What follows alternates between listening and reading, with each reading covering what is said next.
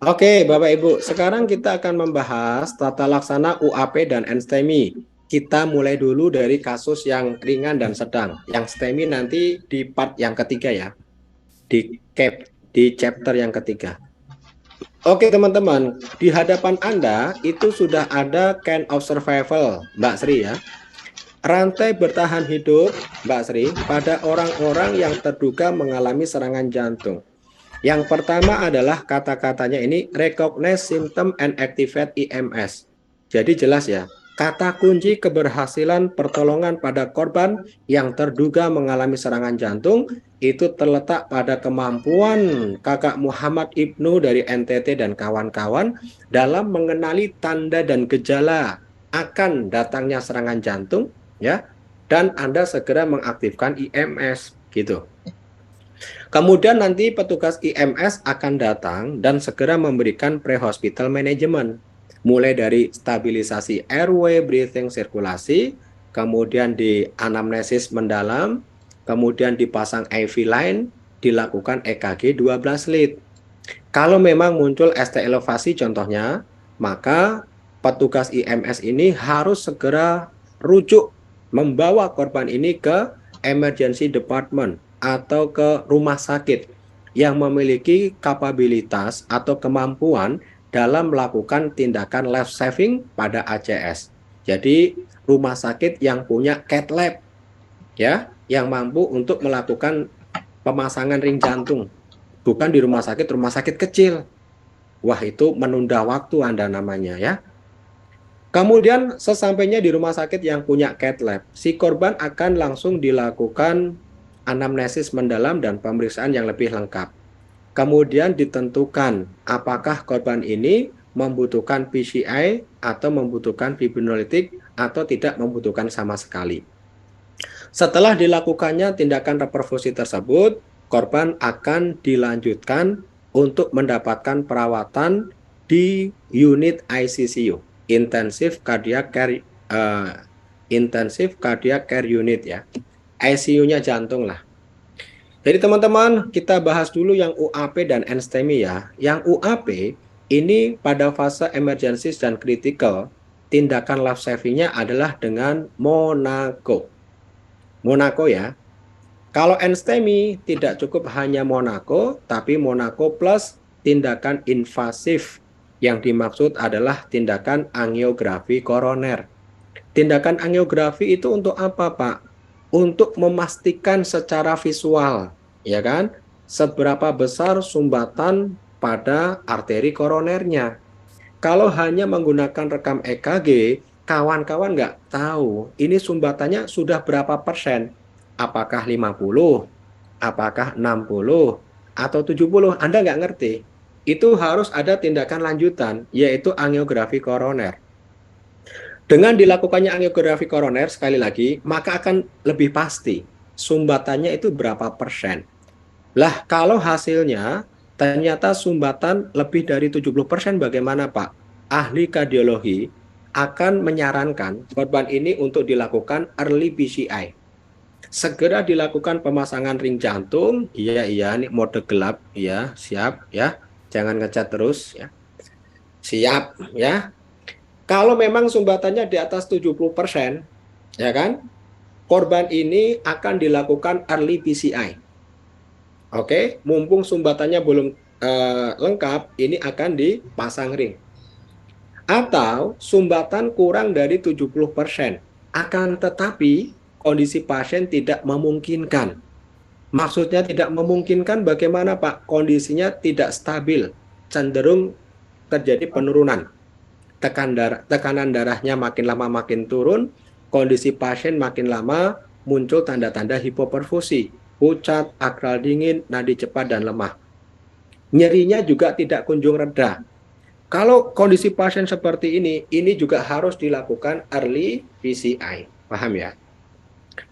Tata laksana ACS yang dilakukan dalam 10 menit. Nah, ini setelah pasien tiba ke rumah sakit, ya, maka orang-orang yang ada di rumah sakit, petugas medisnya, dokter dan perawat, ini harus melakukan tindakan ini semua. Dan sebaiknya, seyogyanya gitu ya, ini dilakukan kurang dari 10 menit. Apa saja, Pak? Yang pertama adalah memeriksa tanda-tanda vital. Tekanan darah, nadi, nafas, suhu, SpO2, itu semua diperiksa. Kemudian yang kedua mendapatkan akses intravena, dipasang infus ya. Merekam dan menganalisa EKG, dipasang EKG-nya. Lihat ada tidak ST elevasi, ST depresi, T inverted muncul nggak? Melakukan anamnesis dan pemeriksaan fisik. Nah, ya, tolong teman-teman, kalau Anda melakukan anamnesis pada pasien terduga ACS, Anda harus menanyakan poin-poin penting. Contoh, kebiasaan merokok, punya nggak? Penyakit penyerta, hipertensi, diabetes, hiperkolesterolemia, ada nggak pasiennya? Riwayat kesehatan masa lalu, pernah nggak mengalami serangan jantung sebelumnya? Atau penyakit vaskuler yang lain, contohnya stroke, pernah nggak? Genogram, Pak, boleh dikaji nggak? Boleh. Tanyain, pernah nggak bapak ibunya dulu mengalami serangan jantung di usia kurang dari 40 tahun? Ada nggak? Kalau jawaban pasien mayoritas mengatakan iya, ini semakin menguatkan dugaan kita bahwasanya memang pasien mengalami serangan jantung saat ini. Kemudian mengambil sampel darah untuk dilakukan pemeriksaan enzim jantung, CKMB troponin. Kemudian diperiksa elektrolitnya juga, khususon adalah kalium. Serta koagulasi, PT-APTT-nya memanjang nggak, INR-nya memanjang tidak. Kemudian dilakukan foto ronsen torak kurang dari 30 menit. Teman-teman, kalau dari segenap pemeriksaan yang dilakukan tadi, anamnesis dan pemeriksaan fisik, kemudian EKG yang Anda lakukan, itu ternyata mengarah pada UAP atau NSTEMI. Ingat ya, UAP dan NSTEMI itu harus mendapatkan Monaco. Monaco itu jembatan keledai, singkatan dari morfin, oksigen, nitrogliserin, aspirin, dan clopidogrel. Ya, itu hanya singkatan yang digunakan untuk mempermudah Mbak Sri dan kawan-kawan mengingat nama obatnya, ya toh. Tapi untuk urusan pemberian, Kak Carl Lewis ya, Carl Lewis, Bang Carl Lewis dan kawan-kawan bukan dari morfin. Tapi oksigen dulu Anda berikan.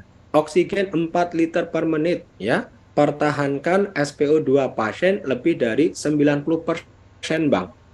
Ya. Lalu kemudian yang kedua yang harus Anda berikan adalah aspirin ya, atau asam salisilat 160 sampai 325 mg dikunyah. Satu tablet aspirin itu isinya 80 mg, Kakak Ira Damayanti.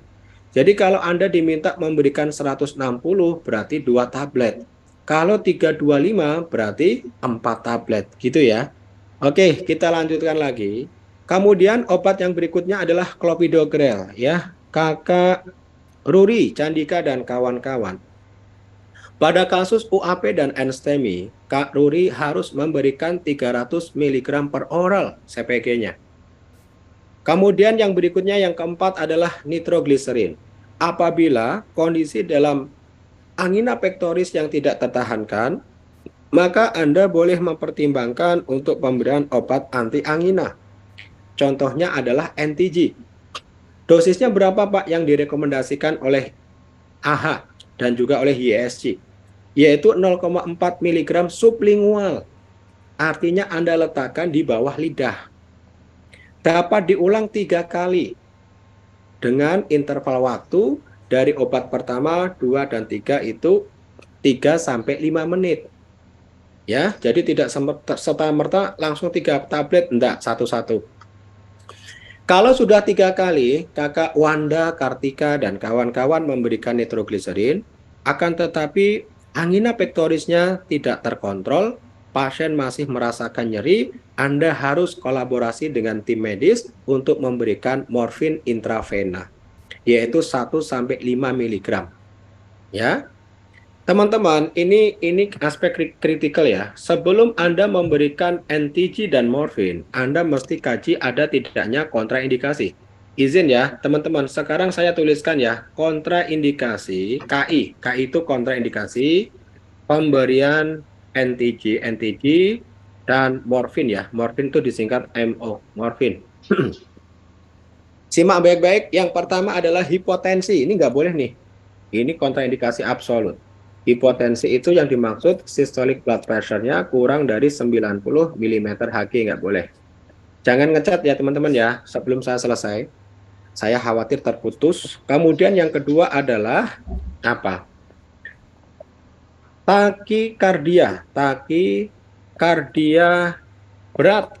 Ya, dimaksud takikardia berat itu heart rate-nya lebih dari 150 kali per menit.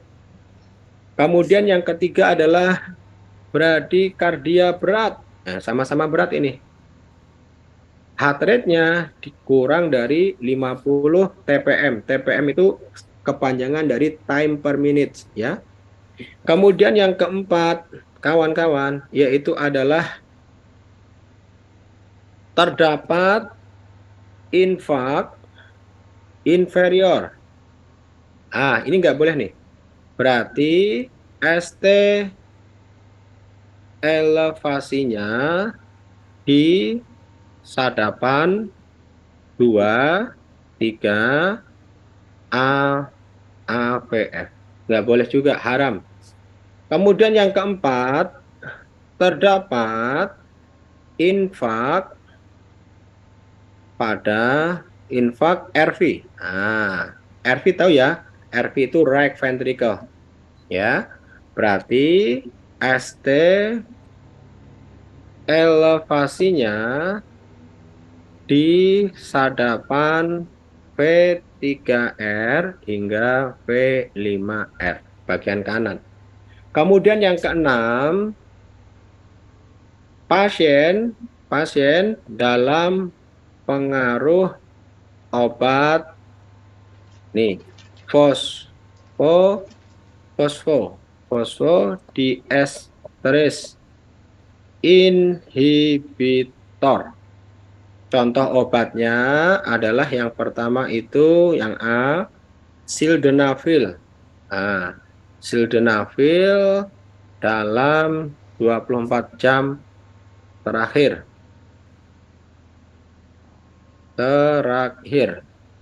Atau yang B itu adalah tadalafil. Tadalafil dalam 48 jam terakhir. Itu nggak boleh. Terus bila terdapat kontraindikasi bagaimana Pak? Si korban nyeri dada hebat. Maka pertimbangkan. Ya, petidin. Gunakan anti angina yang lain yaitu petidin. Kolaborasi dengan dokter. Kalau petidin itu aman karena tidak memiliki efek venodilator dan juga vasodilator. Jadi tidak akan berdampak terhadap tensi. Ya, khawatirnya kalau diberikannya nitrogliserin dan morfin itu memiliki side effect yaitu vasodilator. Khawatirnya si korban tensinya makin lama makin rendah ya. Nanti bisa jatuh dalam kondisi shock gitu. Makanya menjadi kontraindikasi. Oke kawan-kawan, itu tadi adalah penanganan pada kasus UAP dan NSTEMI. Nah, tambahan ya, pada kasus NSTEMI, selain diberikan Monaco, harus segera dilakukan angiografi koroner. Nanti ada videonya terakhir ya. Kalau sumbatan di atas 70, berarti early PCI. Atau sumbatan kurang dari 70, akan tetapi kondisi pasien tidak stabil, tensi cenderung turun, muncul tanda-tanda shock, kardiogenik, maka juga early PCI ya. Oke Besti, aktifkan video dan suaranya, kita akan membuat kesimpulan. UAP dan NSTEMI harus mendapatkan Monaco. Yang pertama adalah oksigen. Anda berikan berapa oksigennya teman-teman? 4 liter.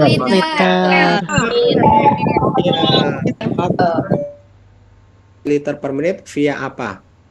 Ya, aktifkan suaranya. A, via nasal kanul, B via valen. Yang betul?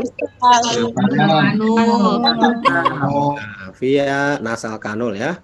Nanti Anda bingung lagi via valen ya. Pertahankan SpO2-nya di atas 90. Kemudian Kakak Ratih dan kawan-kawan, Kakak Lucy juga ya kan semuanya yang hadir, Bang Imron juga Bang Komar juga semuanya ya. Aspirin, Bang. Aspirin diberikan berapa tadi? Aktifkan suaranya. 150 sampai 150 sampai 300. 5. Itu dikunyah ya. Jangan langsung ditelan. Kemudian yang berikutnya adalah clopidogrel. Anda berikan berapa besties? Clopidogrel. 300 Coding 300 miligram oral. miligram oral. Mantap. Yang berikutnya, kalau si korban mengalami nyeri dada, Anda pertimbangkan untuk pemberian NTG. Berapa dosis NTG? 0,4 miligram miligram Sublingual ya. Kalau sudah 3 kali NTG nggak mempan, gunakan apa kawan-kawan? Morfin. Oke, sekarang bosku, pertanyaan yang berikutnya, Bang Komar tangannya kegedean ya, gini-gini nggak dapat ya. Tenang Bang, ini masih di mute Bang. Apa saja yang menjadi kontraindikasi pemberian NTG dan morfin? Aktifkan suaranya. Hipotensi. Bradikardi kurang 15. bradikardia berat.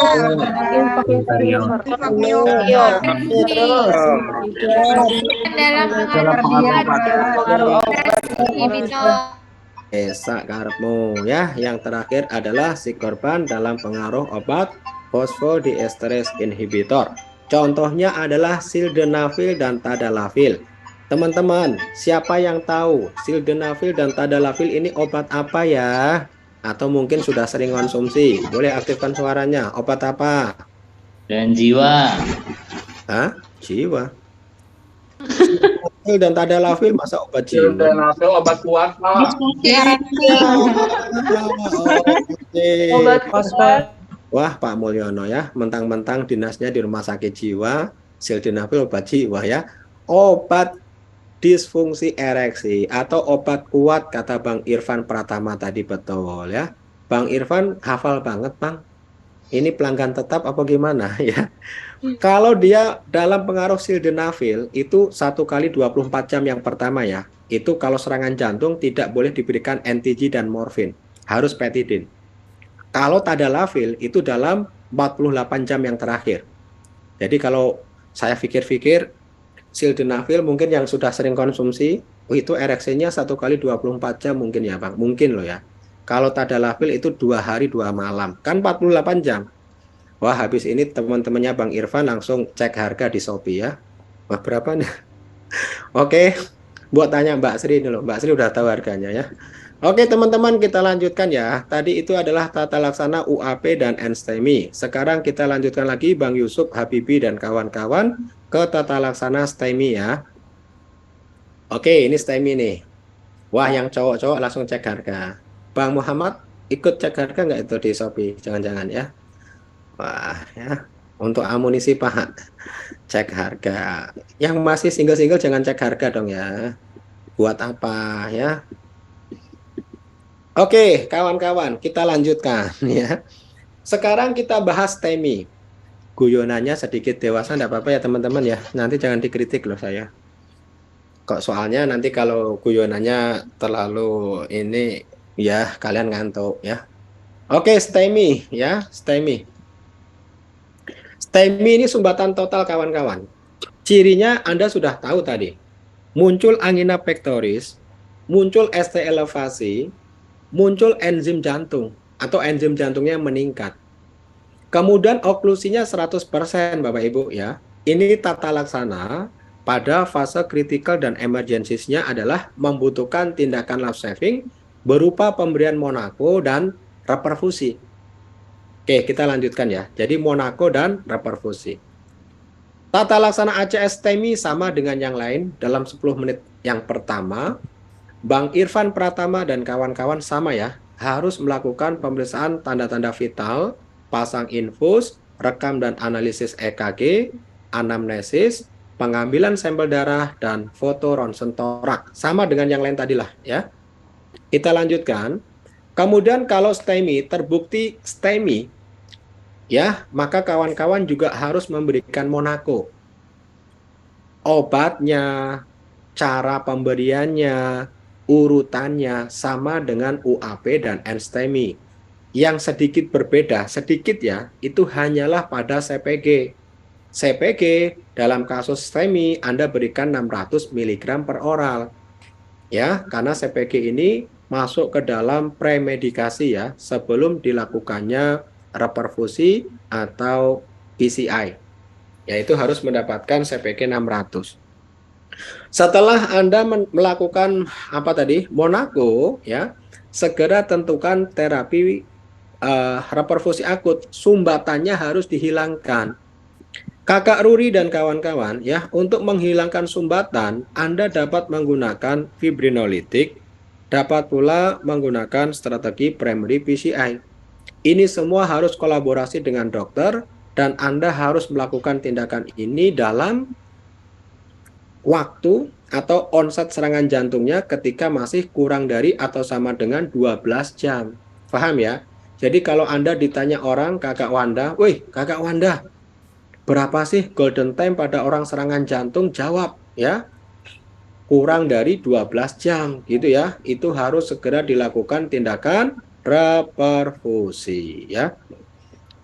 Tindakan reperfusi sekali lagi ada dua, ada menggunakan fibrinolitik, ada menggunakan PCI. Saya akan bahas semuanya.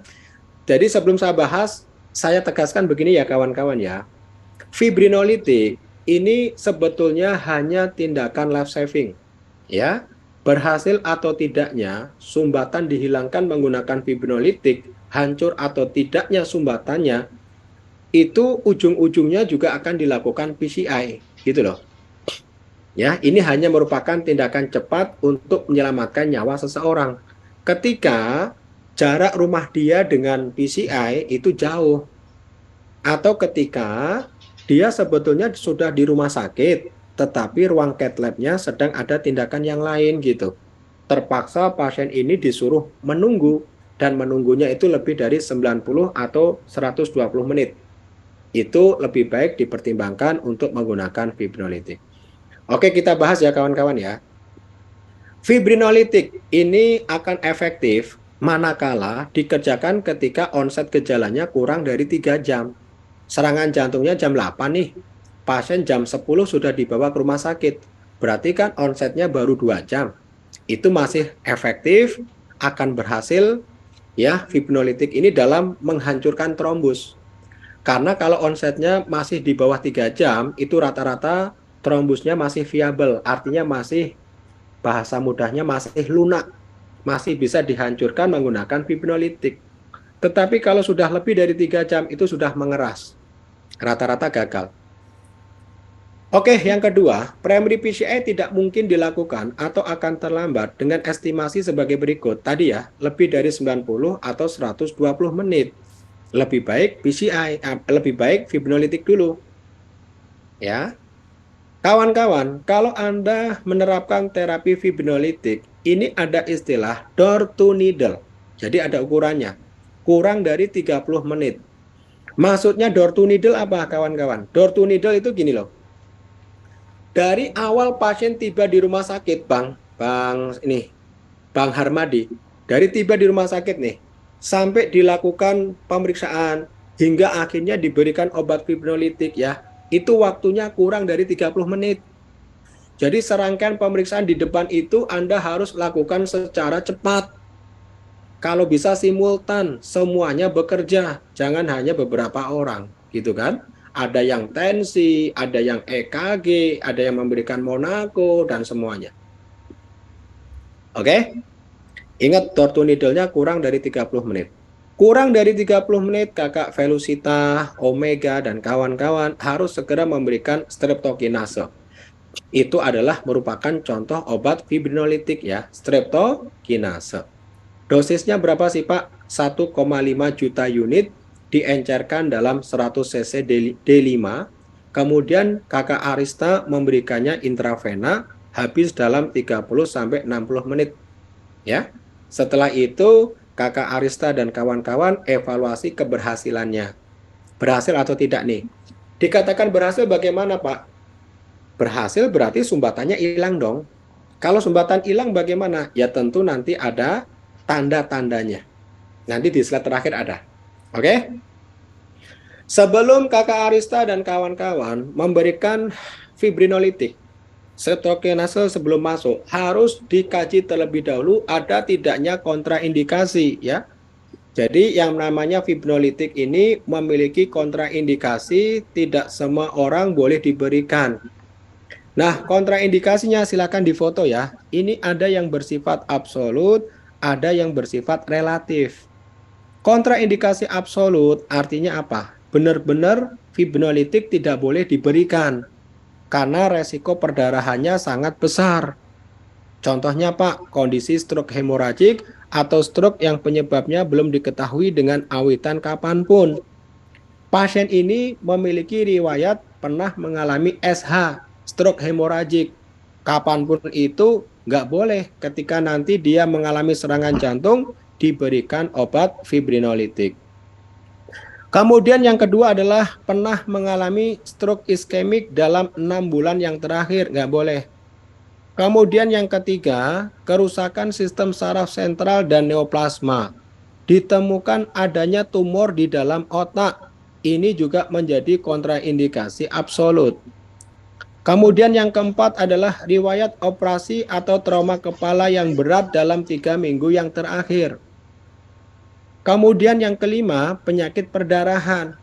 Contohnya Pak, trombositopeni, pasien-pasien dengan ITP, ya, itu kan trombositnya sangat rendah. PT-APTT-nya, INR-nya juga meningkat. Resiko perdarahannya besar. Nggak boleh. Kemudian yang terakhir adalah diseksi aorta. Ini semua masuk ke dalam kontraindikasi absolut. Sedangkan kontraindikasi relatif, Pak, apa saja? Kalau kontraindikasi relatif, ini masih bisa dilakukan fibrinolitiknya. Yang penting Anda sowan dulu, minta restu dengan SPJP konsulen. Kalau merestui, oke. Tetapi kalau enggak, jangan.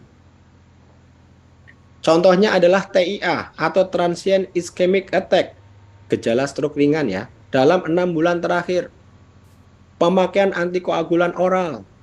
Tempat tusukan yang tidak dapat dikompresi, hipertensi refraktor, di mana tekanan darahnya lebih dari 180 mm air raksa, gangguan fungsi hati, infeksi pada endokarditis atau selaput yang membungkus jantung. Serta yang terakhir adalah adanya tukak lambung atau ulkus peptikum yang aktif. Ini semua masih bisa dipertimbangkan. Lah kalau dokternya tidak sepakat bagaimana Pak? Ya harus kita menggunakan primary PCI. Ini lebih aman nih. Ya, anti perdarahan. Primary PCI sekarang kita bahas kawan-kawan. Ini presentasi klinis lebih dari 3 jam. Kalau sudah lebih dari 3 jam, lebih baik langsung PCI. Jangan fibrinolitik karena rata-rata gagal. Trombusnya sudah keras. Kemudian yang kedua, Anda juga harus langsung melakukan primary PCI bila tersedia fasilitas PCI. Cath lab-nya ada, dokternya siap. Meskipun onsetnya kurang dari 3 jam, langsung saja PCI. Loh kok gitu Pak? Fibrinolitik itu kan tindakan life saving. Ya toh, kadang berhasil, kadang tidak. Kalau berhasil, ujung-ujungnya juga PCI, nggak berhasil juga PCI.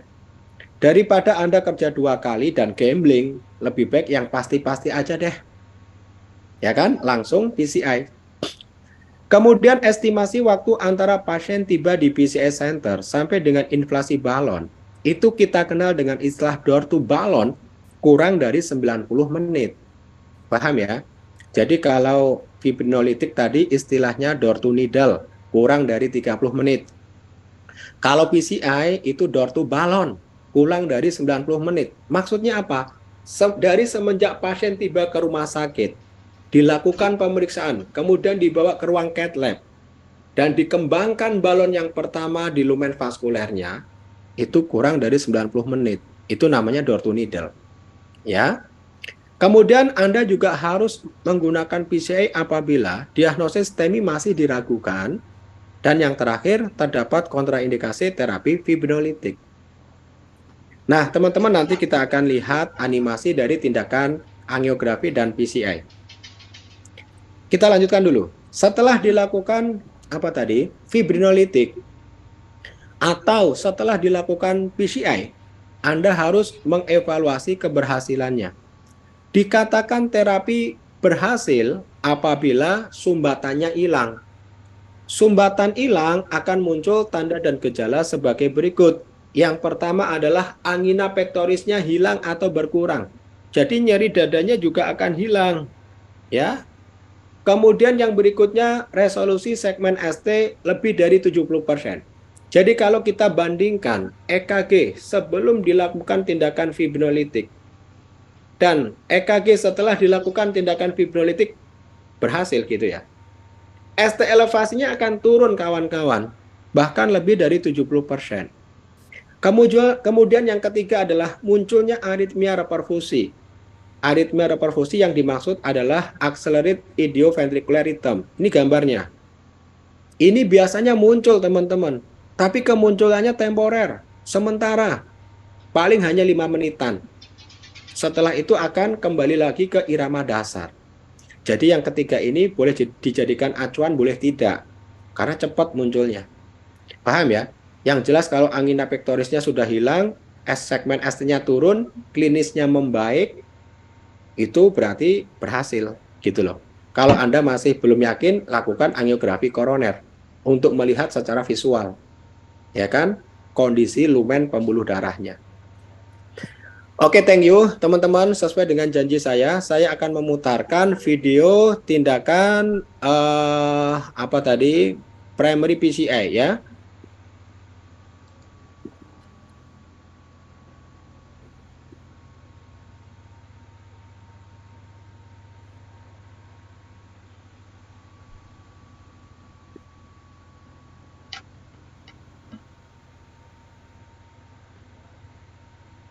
Coronary artery disease is narrowing of the coronary arteries secondary to several risk factors, some of which are cigarette smoking, hypertension, hyperlipidemia, and diabetes. Percutaneous coronary intervention, or PCI, is a procedure used to treat and evaluate partially and completely occluded coronary vessels. Atherosclerosis results from endothelial injury, inflammation, and accumulation of lipoprotein, leading to intimal deposition of particles and narrowing of the coronary artery. The stenotic vessel makes it difficult for red blood cells to pass through. Therefore, the risk of ischemia and infarction is increased. During a percutaneous coronary intervention, an incision is made to isolate the femoral artery. A catheter is inserted into the artery and guided up the aorta to the heart. Live angiography is used to guide the catheter to the obstructed coronary artery. Radiopaque dye is injected into the artery. Imaging determines the location of the stenosis and the diameter of the vessel. Once the vessel is isolated and the obstruction located, a guide wire is threaded through the catheter to the location. The catheter is removed, leaving the guide wire. A balloon catheter is pushed over the guide wire and centered over the blockage. The balloon is inflated to open the narrowed vessel. The balloon is inflated and deflated multiple times to gradually widen the occluded vessel. To ensure that the artery remains unobstructed, a second balloon catheter with a stent is threaded to the location. The balloon is inflated, expanding the stent. For some patients, drug-eluting stents are used to decrease the chances of in-stent stenosis. Drug-eluting stents are coated with a material that will retard new intimal hyperplasia. Blood flow through the coronary artery is restored.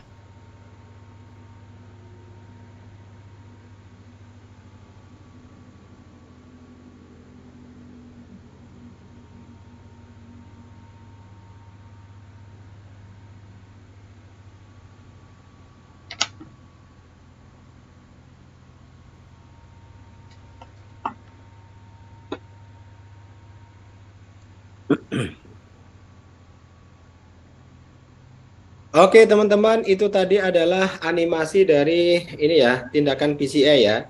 Jadi tadi ada semacam wire yang dimasukkan melalui arteri radialis atau arteri femoralis. Sesampainya di aorta dikeluarkan zat kontras ya. Dengan zat kontras ini akan diketahui pembuluh darah mana yang kesumbat. Kemudian wire diarahkan ke tempat tersebut. Tadi sempat dikembangkan balon ya kawan-kawan ya, multiple time. Beberapa kali. Ya. Multiple time beberapa kali untuk menyingkirkan daripada trombus. Kemudian dikembangkan lagi balon yang terakhir sekaligus untuk memasang ring. Dan ring jantung yang sudah terpasang kawan-kawan itu akan berada di dalam lumen vaskuler selama hidup korban. Jadi setelah pemasangan ring jantung wajib hukumnya untuk konsumsi aspirin agar tidak terjadi restenosis atau sumbatan yang berulang. Paham ya kawan-kawan ya? Izin bertanya Pak, untuk pengenceran fibrinolitik apakah harus pakai D5 atau pakai cairan lainnya? Yang sangat direkomendasikan itu D5. Ya, kalau nggak ada baru yang lain. Dah, pengenceran terbaik itu D5. Apalagi untuk apa tadi itu? Streptokinase. Streptokinase itu kan kandungannya bakteri yang nonaktif kan? Yang dinonaktifkan kan? Itu kalau diencerkan di cairan yang lain, resiko untuk kerusakannya tinggi. Jadi yang paling disarankan itu adalah D5. Itu merupakan inang yang terbaik, lingkungan yang terbaik bagi dia, gitu loh. Ya, tetapi kalau nggak ada ya bolehlah cairan yang lain. Tapi D5 kan juga gampang ya kawan-kawan ya. Kan dari kemarin tanyanya kalau nggak ada D5. D5 memangnya susah di lapangan teman-teman. Coba aktifkan suaranya. Susah nggak? Dan melimpah Pak. Wong kemarin saya juga mandi pakai D5 Pak. Wah buset ya. Oke. Kita lanjutkan ya kawan-kawan ya. Kalau ada pertanyaan silahkan dituliskan di kolom chat. Oke, kita lanjutkan sejenak karena waktu kita terus berjalan dan ternyata materi saya masih segudang ya. Kita lanjutkan ke penanganan shock ya.